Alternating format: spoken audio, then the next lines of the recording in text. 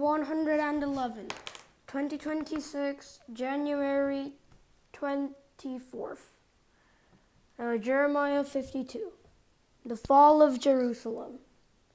Zedekiah was 21 years old when he became king, and he reigned in Jerusalem 11 years. His mother's name was Hamutal, daughter of Jeremiah. She was from Libnah. He did evil in the eyes of the Lord, just as Jehoiakim had done. It was because of the Lord's anger that all this happened to Jerusalem and Judah, and in the end he thrust them from his presence. Now Zedekiah rebelled against the king of Babylon. So in the 9th year of Zedekiah's reign, on the 10th day of the 10th month, Nebuchadnezzar, king of Babylon, marched against Jerusalem with this whole army. They encamped outside the city and built siege works all around it. The city was kept under siege until the 11th year of King Zedekiah. By the 9th day of the 4th month, the famine in the city had become so severe that there was no food for the people. By the 9th day of the 4th month, the famine in the city had become so severe that there were no food for the people to eat. Then the city wall was broken through, and the whole army fled. They left the city at night through the gate between the two walls near the king's garden, though the Babylonians were surrounding the city. They fled toward the Arabah, but the Babylonian army pursued King Zedekiah and overtook him in the plains of Jericho. All the soldiers were separated from him and scattered, and he was captured. He was taken to the king of Babylon.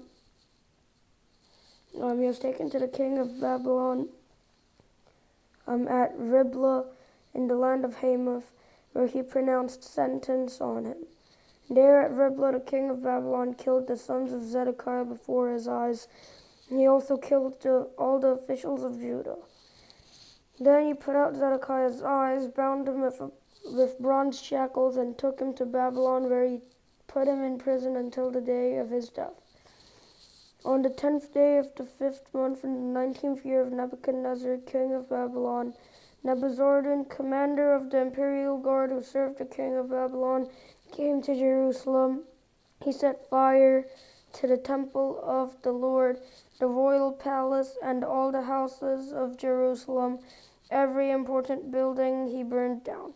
The whole Babylonian army under the commander of the imperial guard broke down all the walls around Jerusalem.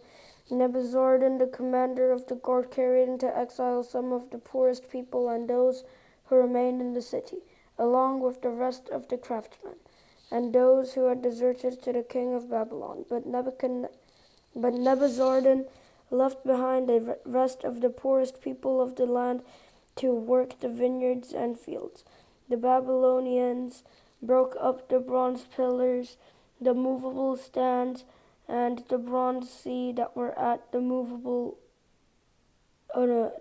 temple of the Lord, and they carried all the bronze to Babylon. They also took away the pots, shovels, wick trimmers, sprinkling bowls, dishes, and all the bronze articles used in the temple service. The commander of the imperial guard took away the basins, censers, sprinkling bowls, pots, lampstands, dishes, and bowls used for drink offerings, all that were made of pure gold or silver. The bronze from the 2 pillars, the sea, and the 12 bronze bowls under it, and the movable stands, which King Solomon had made for the temple of the Lord, was more than could be weighed.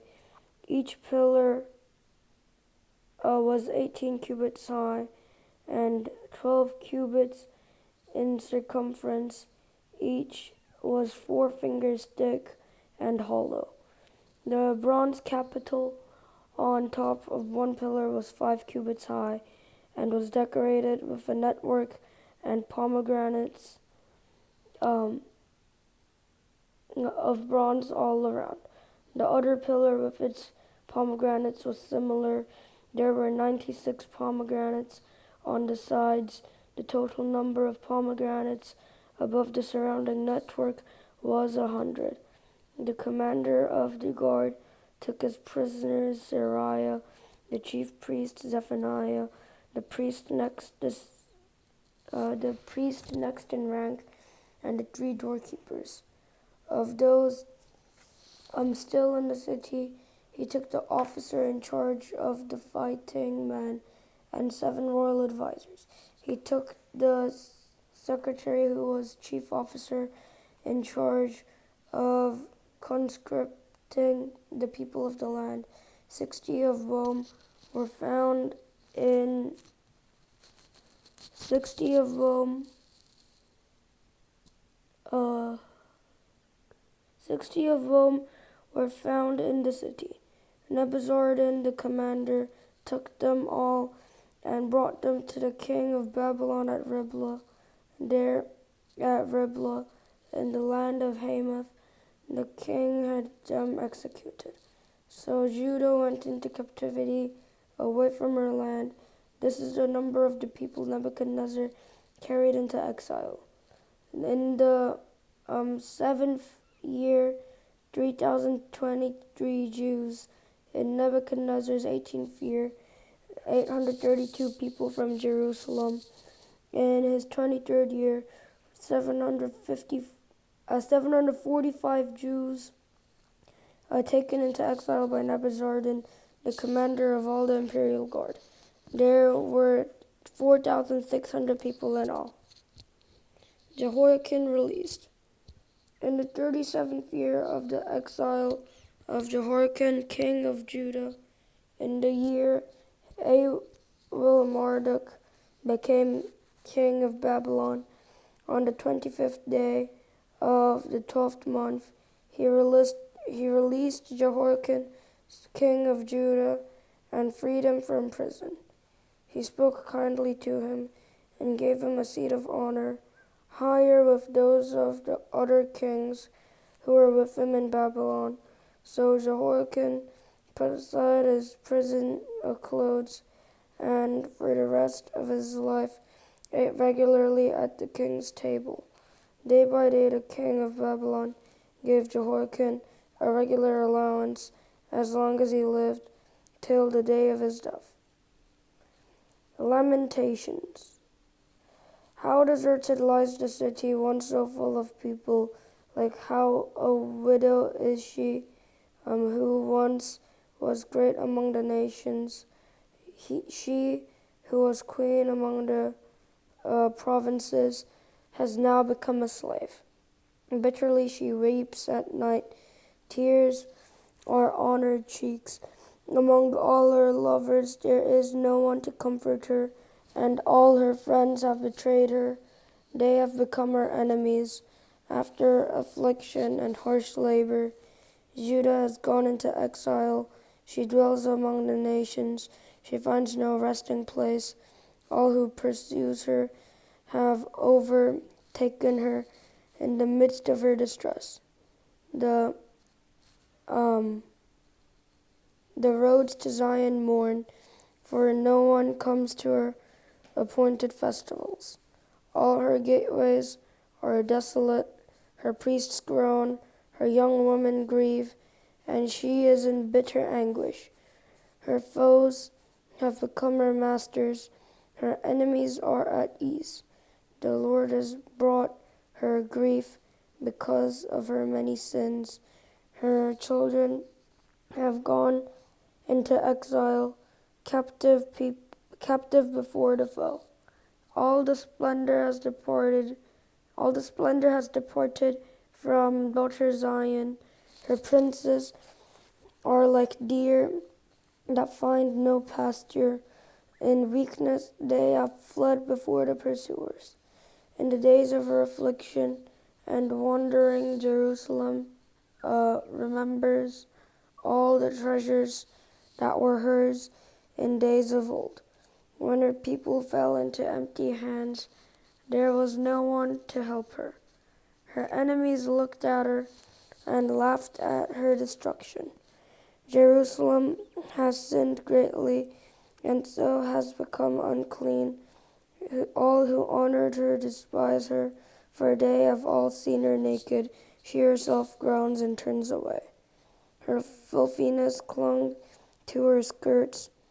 She did not consider her future. Her fall is astounding. There was none to comfort her. Look, Lord, on my affliction, for the enemy has triumphed. The enemy laid hands on all her treasures, and she saw pagan nations enter her sanctuary, those you had forbid to enter your assembly. All her people groan as they search for bread, but barter their treasures for food to keep themselves alive. Look, Lord, and consider, for I am despised. It is nothing to you, all. Is it nothing to you, all who pass by? Look around and see.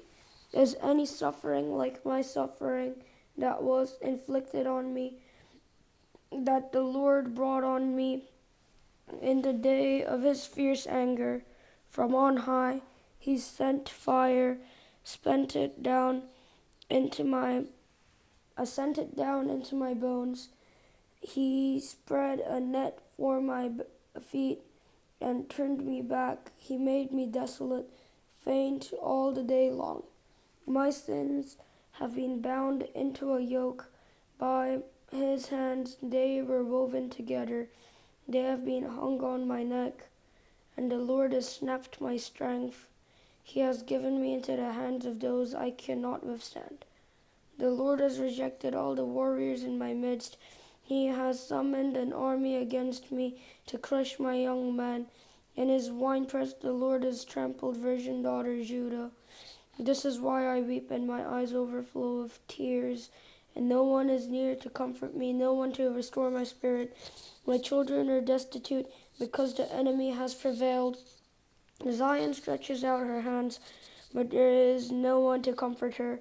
The Lord has decreed for Jacob that his neighbors become his foes. Jerusalem has become an unclean thing among them. The Lord is righteous, yet I rebelled against his command. Listen, all you peoples, look on my suffering. You young men and young women have gone into exile. I called to my allies, but they betrayed me. My priests and my elders perished in the city while they searched for food to keep themselves alive. See, Lord, how distressed am I. Lord, how distressed I am. I am in torment within, and in my heart I am disturbed. For I have been most rebellious. Outside the sword bereaves, inside there is only death.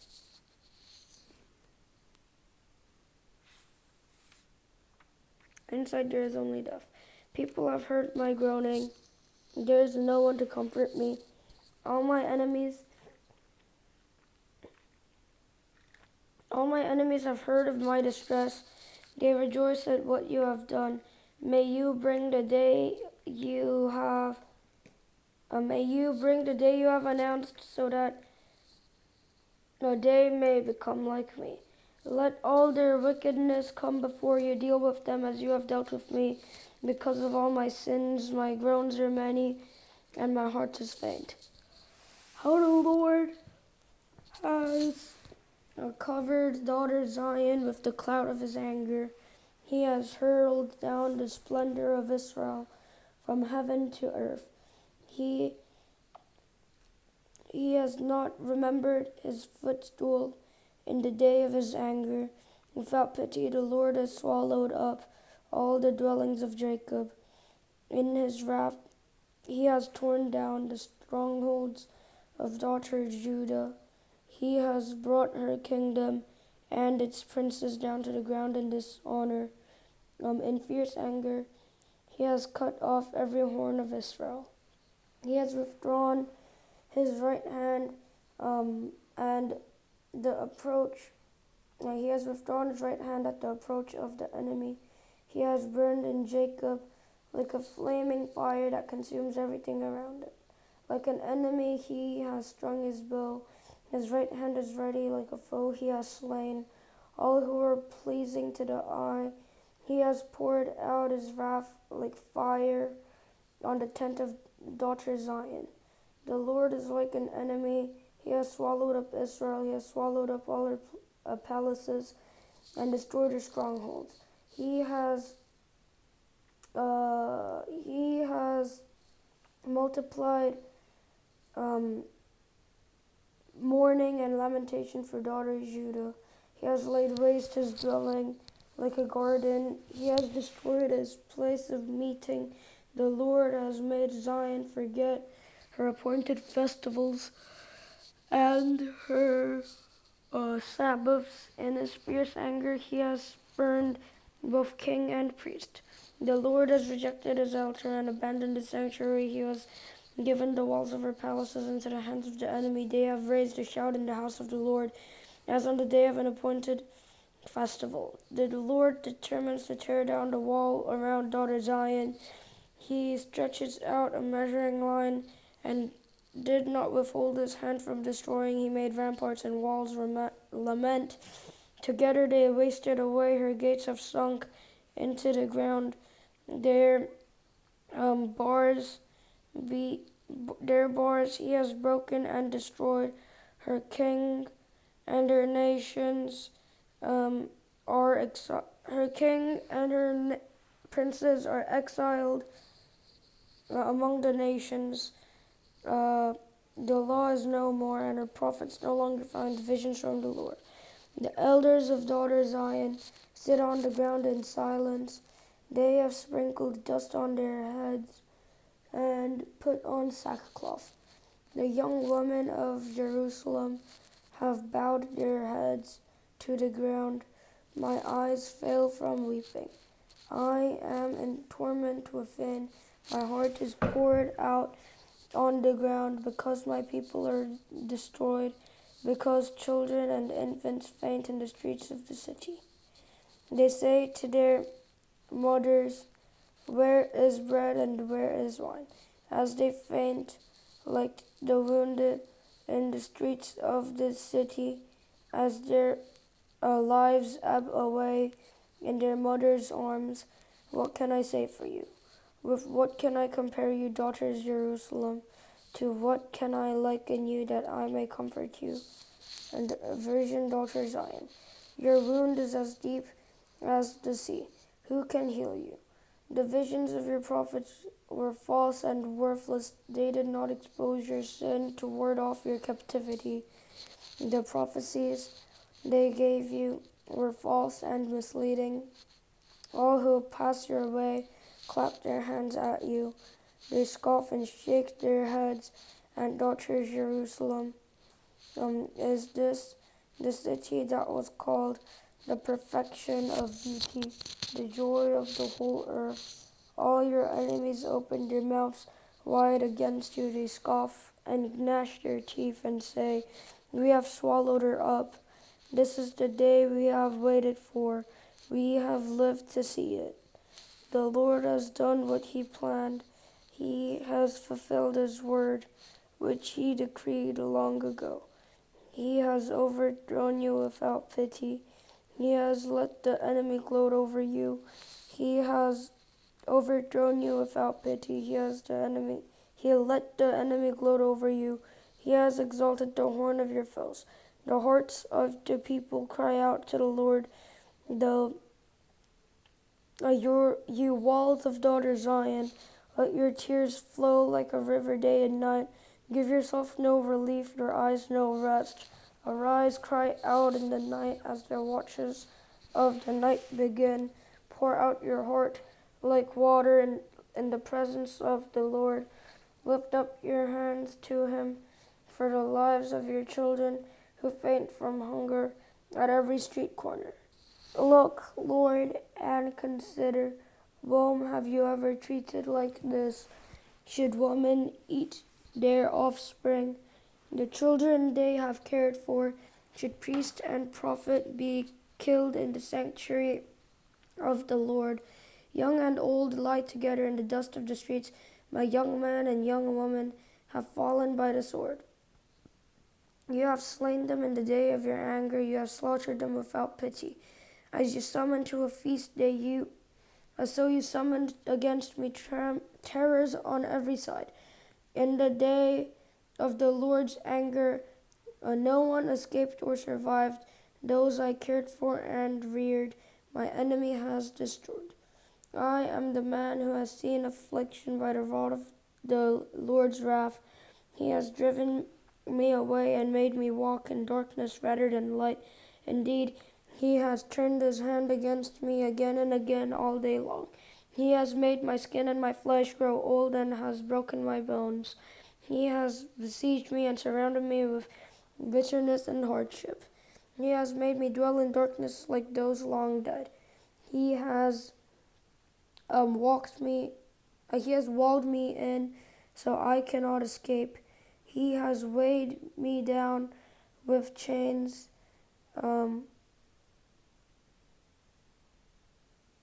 He has walled me so I cannot escape. He has weighed me down with chains.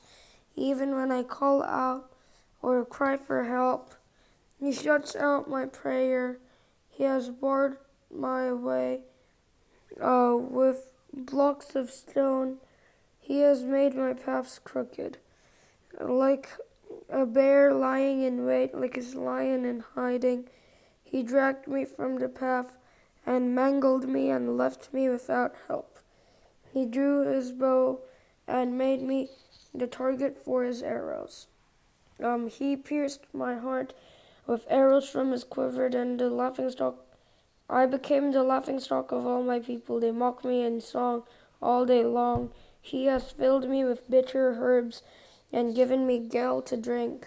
He has broken my teeth with gravel. He has trampled me in the dust. I have been deprived of peace. I have forgotten what prosperity is. So I say, my splendor is gone, and all that I had hoped from the Lord. I remember my affliction and my wandering and bitterness and the gall. I will remember them, and my soul is downcast within me. Yet this I call to mind, and therefore I have hope. Because of the Lord's great love, we are not consumed, for his compassions never fail. They are new every morning. Great is your faithfulness. I say to myself, the Lord is my portion, therefore I will wait for him. The Lord is good to those whose hope is in him, to the one who seeks him. It is good to wait quietly for the salvation of the Lord.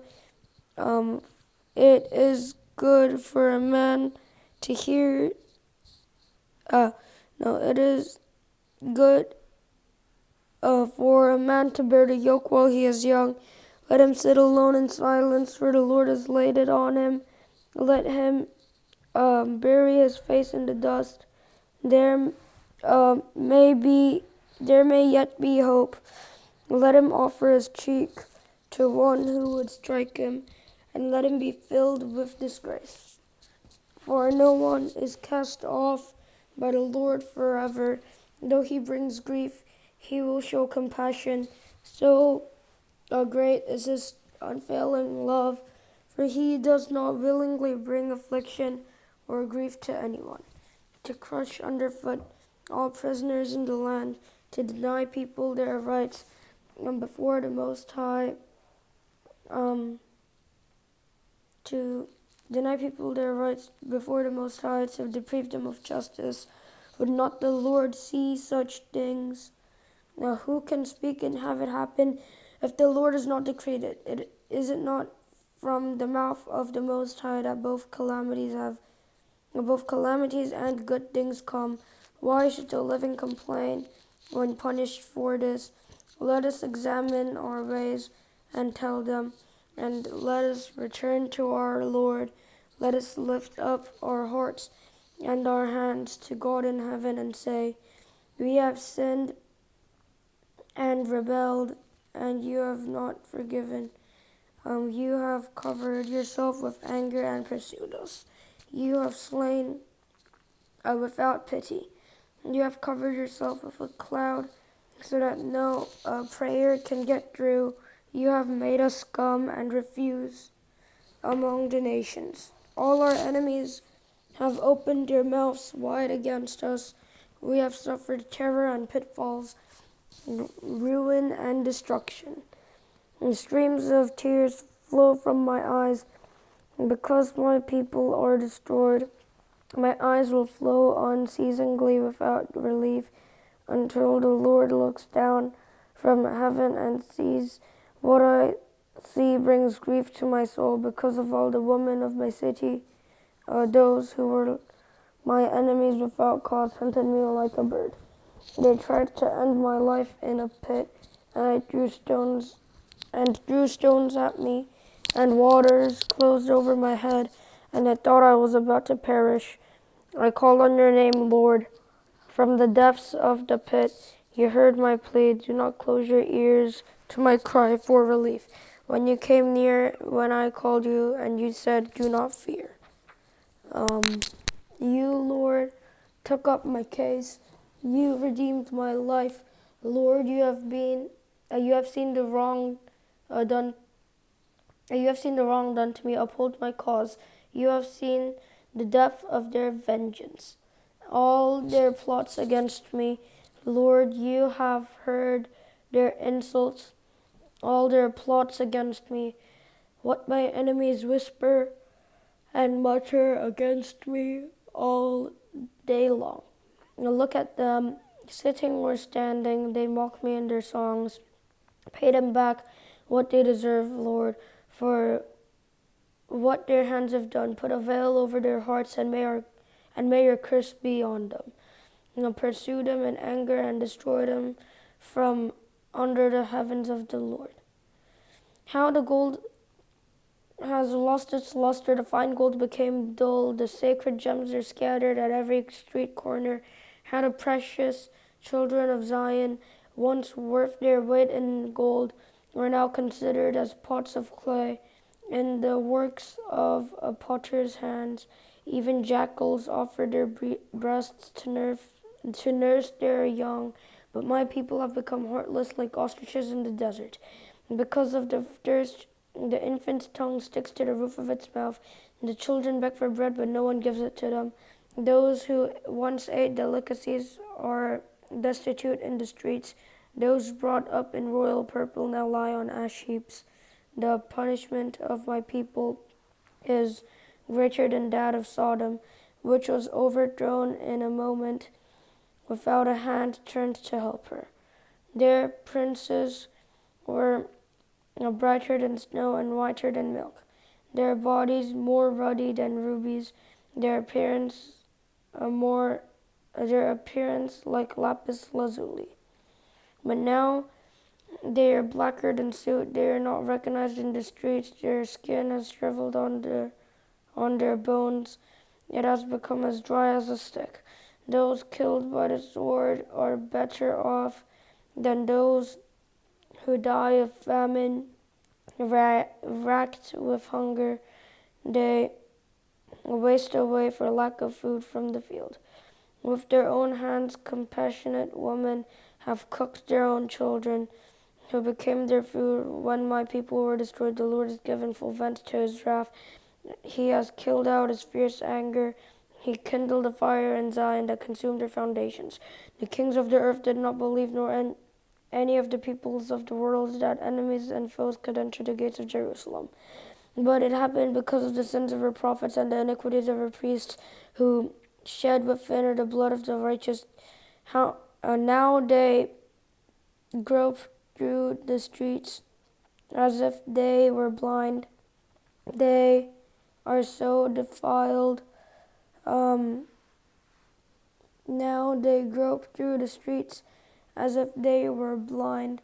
They are so defiled with blood that no one dares to touch their garments. Go away, you are unclean. People cry to them, away, away, don't touch us. When they flee and wander about, people among the nations say they can stay here no longer. The Lord himself was scattered. The Lord himself has scattered them. He no longer watches over them. The priests are shown no horror, the elders no favor. Moreover, Our eyes failed, looking in vain for help. From our towers we watched for a nation that could not save us. People stalked us at every step, so we could not walk in our streets. Our end was near, our days were numbered, for our end has come. Our pursuers were swifter than eagles in the sky. They chased us over the mountains and lay in wait for us in the desert. The Lord's anointed, our very life breath, were caught in their traps. We thought that under his shadow we could live among the nations. Rejoice and be glad, daughter Edom, you who live in the land of Uz.